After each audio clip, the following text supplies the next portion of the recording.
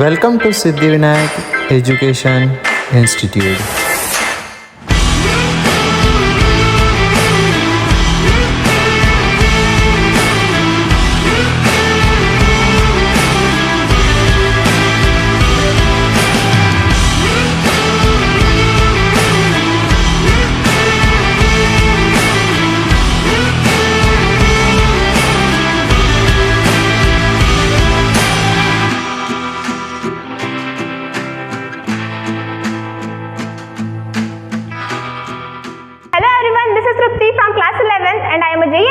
Learning from Siddhivinayak education institute.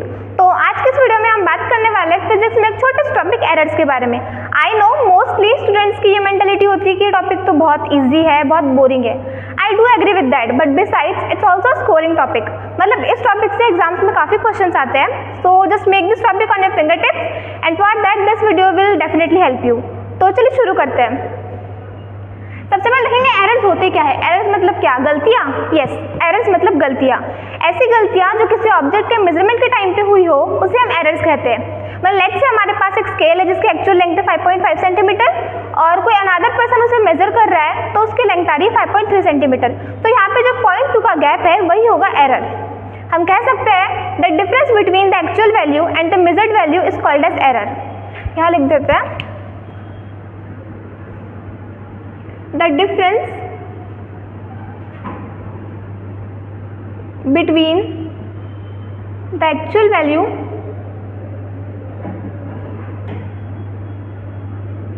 and measured value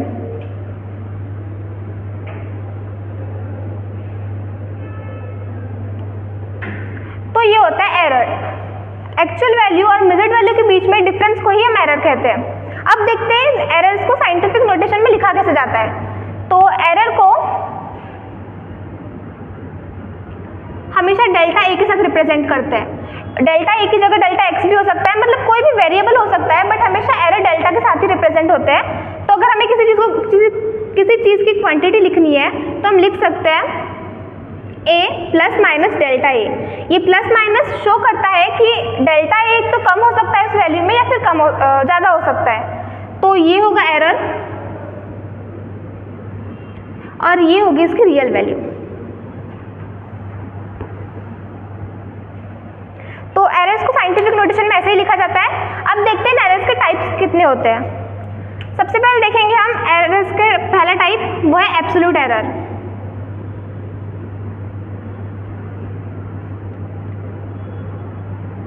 तो absolute errors are the difference between the actual value and the measured value. अब बात है कि हमें measured value कहाँ से निकलेगी। तो मेजर्ड वैल्यू हमें मेजर करनी होगी और जो भी रीडिंग्स आएंगी उसी को हम मेजर्ड वैल्यू कहते हैं। मतलब लेट्स से हमारे पास 4 रीडिंग्स हैं।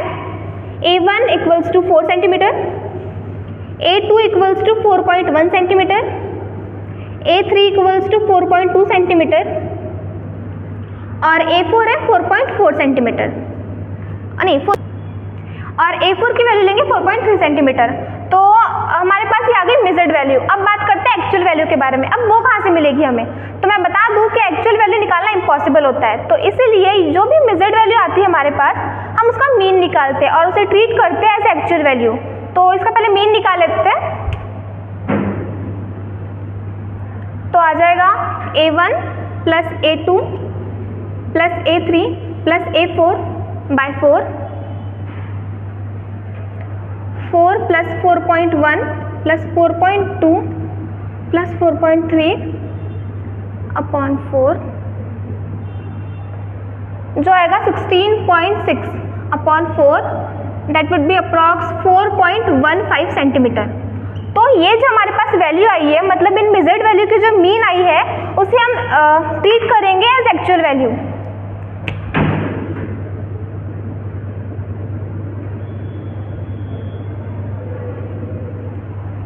अब देखते हैं हम एब्सोल्यूट एरर कैसे निकालेंगे।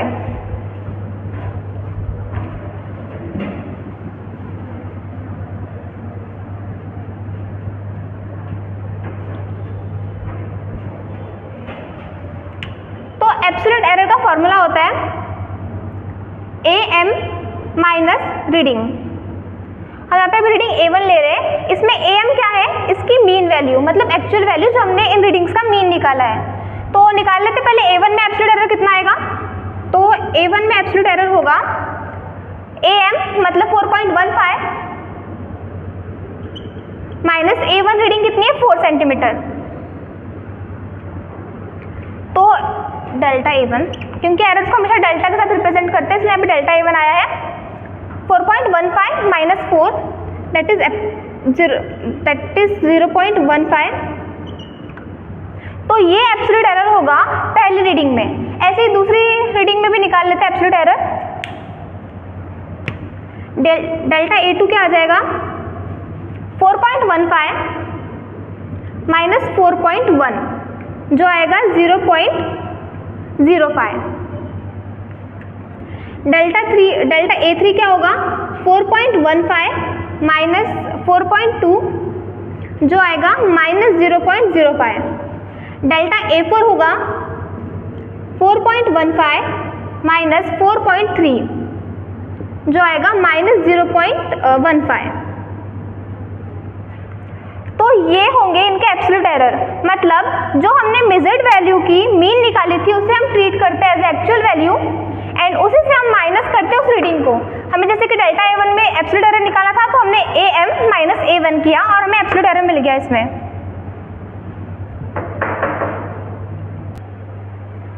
अब बात करते हैं एरर्स का सेकेंड टॉपिक मतलब सेकेंड टाइप जो है मीन एब्सोल्यूट एरर। इसके पहले हमने एब्सोल्यूट एरर देखा, अब देखेंगे मीन एब्सोल्यूट एरर। तो ये बहुत सिंपल होता है, इसमें जो भी हमारे एब्सोल्यूट एरर्स आए थे उन्हीं का मीन निकालना है। मतलब हमारी पहली रीडिंग में जो एब्सोल्यूट एरर आए थे डेल्टा A1 था 0.15, डेल्टा A2 था 0.05, डेल्टा A3 था माइनस 0.05 और डेल्टा A4 था माइनस 0.15। तो हमें बस इस टॉपिक में इन्हीं का मीन निकालना है, तो निकाल लेते हैं।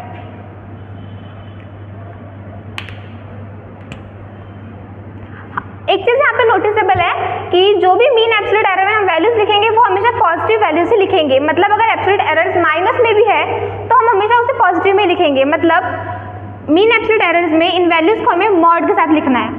Mod delta A1 plus mod delta A2 plus mod delta A3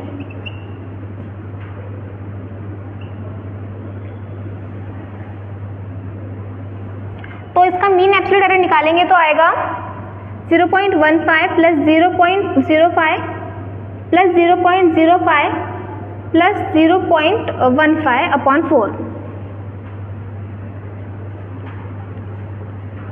0.40 upon 4 और जो आएगा 0.1। तो जो हमने वैल्यूज ली थी उसका एब्सोल्यूट एरर ये आए थे और हमने इसका मीन निकाले तो वो आया 0.1 सेंटीमीटर। तो ये होता है एरर्स का दूसरा टॉपिक मीन एब्सोल्यूट एरर, मतलब दूसरा टाइप है ये मीन एब्सोल्यूट एरर। तीसरा है relative error.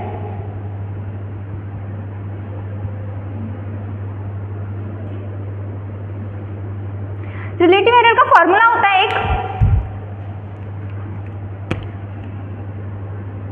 Delta AM upon AM। यहाँ पे delta AM mean absolute error है और यहाँ पे मीन वैल्यू है।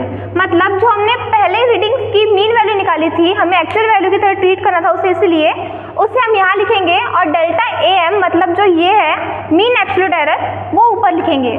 तो इस चीज़ का रिलेटिव एरर निकाल लेते हैं, वो होगा डेल्टा AM मतलब 0.1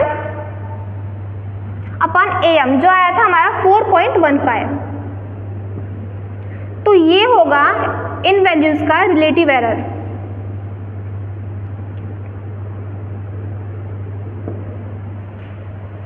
ये हो गया तीसरा टाइप। अब देखते हैं चौथे टाइप को।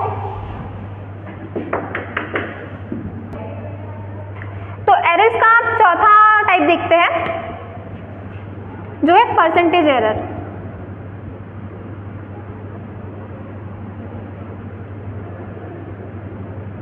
ये बहुत सिंपल है, इसमें हमें रिलेटिव एरर को सिर्फ 100 से मल्टीप्लाई करना है।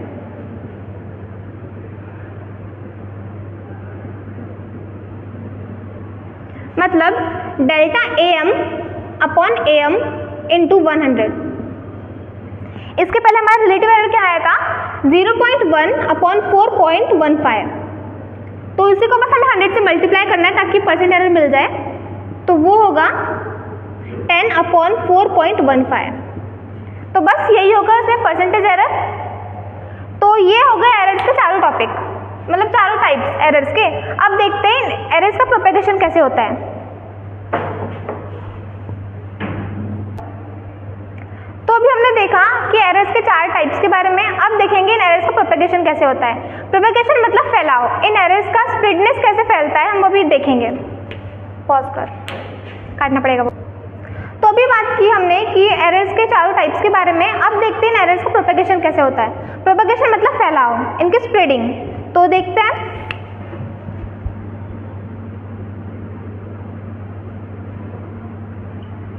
Propagation of errors.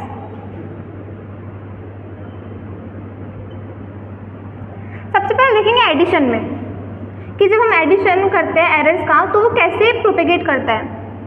लेट्स हमारे पास दो वैल्यूज है, a equals to 4 plus minus 0.3 और b equals to 3 plus minus 0.2। तो अब हमें इसका एडिशन करना है। तो इसका एडिशन कैसे होगा, रियल वैल्यूज का पहले प्लस करेंगे, मतलब 4 प्लस 3 प्लस माइनस इनका एडिशन जो आएगा 0.5। तो एडिशन में हमेशा इनको ऐड करना है, पहले इनके रियल वैल्यूज को, उसके बाद एरर्स को ऐड करना है। एरर्स कभी भी सब्ट्रैक्ट नहीं होते हैं, चाहे वो एडिशन हो या फिर सब्ट्रैक्शन हो। तो हमें एडिशन में एरर्स को हमेशा ऐड ही करना है। तो ये हो गया propagation of errors in addition. इसमें हमें सिर्फ रियल वैल्यूज को ऐड करना है और फिर प्लस माइनस डाल के इनके जो एरर्स हैं उनको ऐड करना है। अब देखते हैं सब्ट्रैक्शन।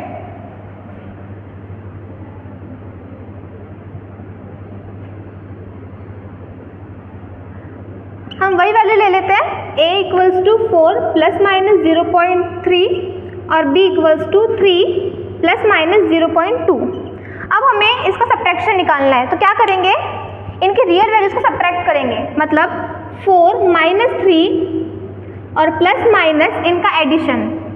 मैंने कहा था कि एरर्स का कभी भी सब्ट्रैक्शन नहीं होता है, इसलिए चाहे वो एडिशन हो या फिर सब्ट्रैक्शन, हमें उनके एरर्स को हमेशा ऐड ही करना है। अगर वो एडिशन है तो इसकी रियल वैल्यूज का एडिशन होगा और वो सब्ट्रैक्शन है तो इनके रियल वैल्यूज का सब्ट्रैक्शन होगा, लेकिन एरर्स हमेशा सिर्फ ऐड ही होंगे। अब हम देखेंगे propagation of errors in raise to problems.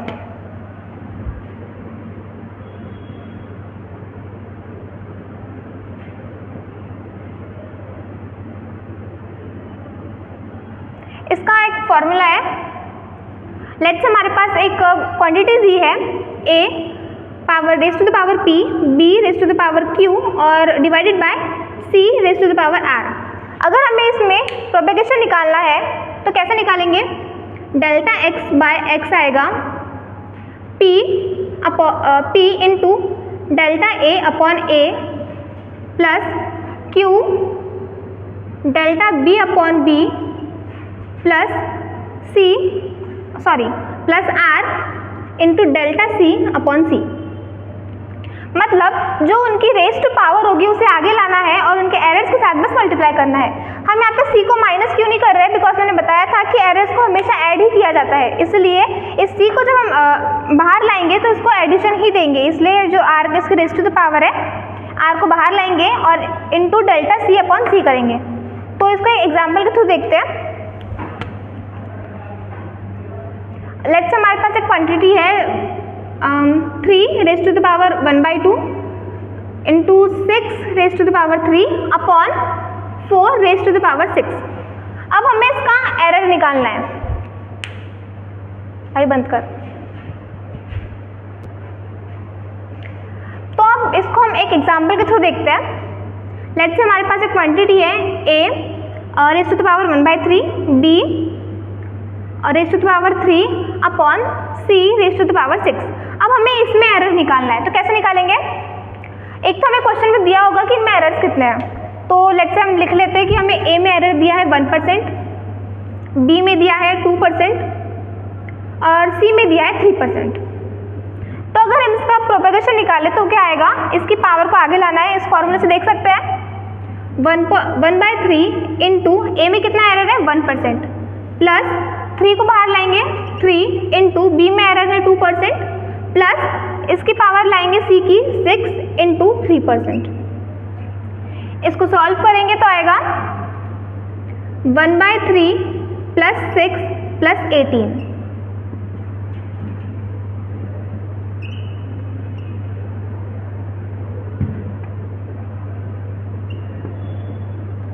इसे सॉल्व करके हमें वैल्यू मिल जाएगी रेज़ टू पावर्स के क्वेश्चंस में, तो ये हमेशा हेल्प करता है। और बस इतना ही एरर्स में। एंड आई होप आप सबको समझ आ गया होगा। And at last, if you are aspirant aiming at your goal, be focused, be consistent and work hard. Thank you so much.